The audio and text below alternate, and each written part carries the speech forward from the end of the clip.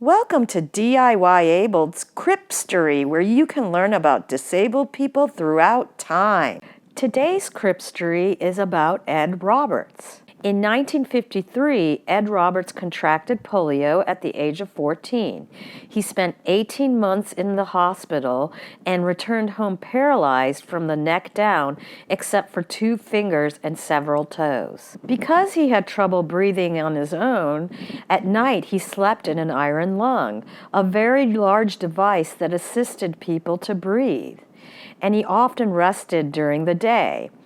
When he was out of the iron lung, he survived by using a technique called frog breathing, a technique that divers use to force air into their lungs using their facial and neck muscles. He attended school by telephone communication until his mother, Zona, insisted he attend school at least once a week for a few hours. At school, Roberts faced one of his deepest fears of being stared at, and this forced him to transform his sense of personal identity. He gave up thinking of himself as a helpless cripple and decided to think of himself as a star. He credits his mother for teaching him by example of how to fight for what he needed.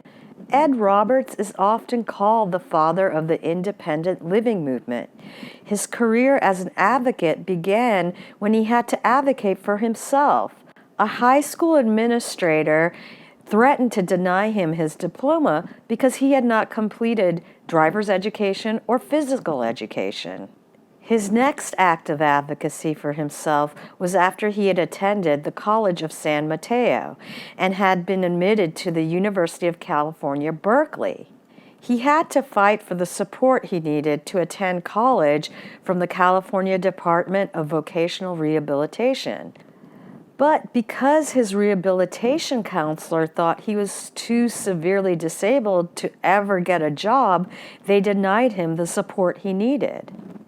Upon learning about Roberts' severe disability, one of the University of California, Berkeley deans famously commented, "We've tried cripples before and it didn't work."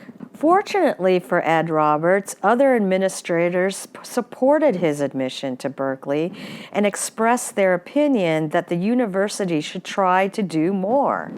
He was finally admitted in 1962, but was met with the obstacle of finding housing because he had an 800-pound iron lung that he slept in at night. The director of the campus of health services offered him a room in an empty wing of the Cowell Hospital. Roberts accepted this on the condition that the area where he lived would not be treated as a medical facility, but rather as a dormitory space.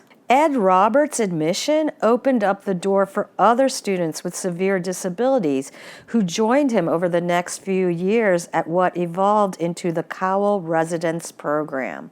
He earned a bachelor's and a master's from the University of California, Berkeley campus in political science. In 1976, when Jerry Brown had just been elected the new governor of California, Ed Roberts was asked to be the director of the California Department of Vocational Rehabilitation. This was the same agency that had labeled him to be too severely disabled to work. When the politics in California shifted to the right, he returned to Berkeley, where he co-founded the World Institute of Disability with Judy Heumann and Joan Leon. Ed Roberts is one of the most famous disability activists that we know of today. This Cripstory is merely a small slice of what he did for the disability community. I urge you to go look him up and learn more about him. You will find a person who could have never imagined disabled people living the way they do today, but he did it anyway and carved out what he could to make sure disabled people had just as much equality as non-disabled people.